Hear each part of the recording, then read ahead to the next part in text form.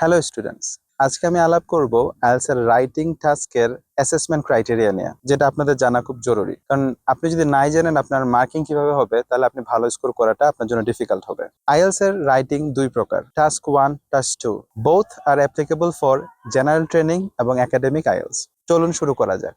So writing task 1 নিয়ে আমরা কথা বলবো। তো চারটি ক্রাইটেরিয়া হচ্ছে রাইটিং টাস্ক 1 এ। নাম্বার 1 হচ্ছে টাস্ক অ্যাচিভমেন্ট। টাস্ক অ্যাচিভমেন্ট মানে হচ্ছে আপনার যে রাইটিং টাস্কটা দেওয়া হচ্ছে সেটার প্রশ্নটা বুঝে আপনি তার রিকোয়ারমেন্ট ফিল আপ করছেন কিনা এবং 150 ওয়ার্ডস আপনি মিনিমাম লিখছেন কিনা। মনে রাখবেন, if you don't write 150 words it will be penalised. মানে হচ্ছে আপনি 150 ওয়ার্ড কমপ্লিট না করলে আপনার ব্যান্ড কিন্তু কমে যাবে।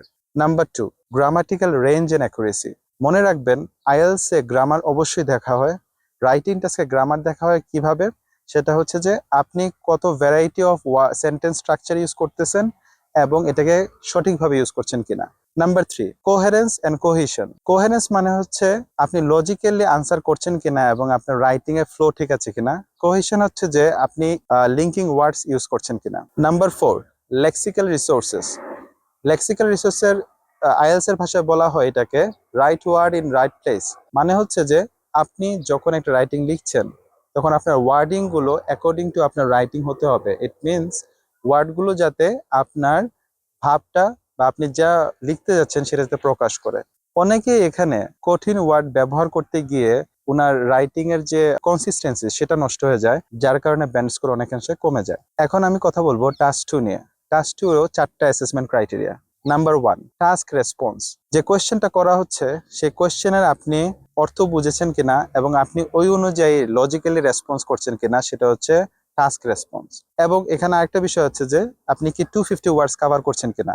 আবার বলে দিই, if you don't try 250 words তাহলে কিন্তু আপনার স্কোর কমে যাবে। Second, grammatical range and accuracy. Task 2 তে গ্রামার খুব ভালোভাবে দেখা হয়। You have to use variety of grammatical structures, complex compound sentences এবং আপনার অ্যাকুরেসি থাকতে হবে, মানে ভুল করা যাবে না। যত বেশি ভুল করবেন স্কোর কমতে থাকবে।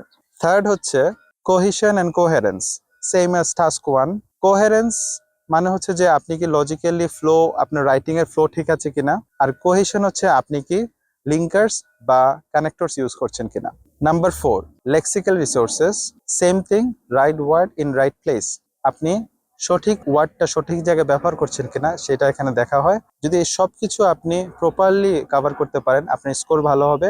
মনে রাখবেন, প্রত্যেকটি অ্যাসেসমেন্ট ক্রাইটেরিয়ায় 25% মার্ক ক্যারি করে। আশা করি ভিডিওটা আপনাদের ভালো লাগবে। ধন্যবাদ।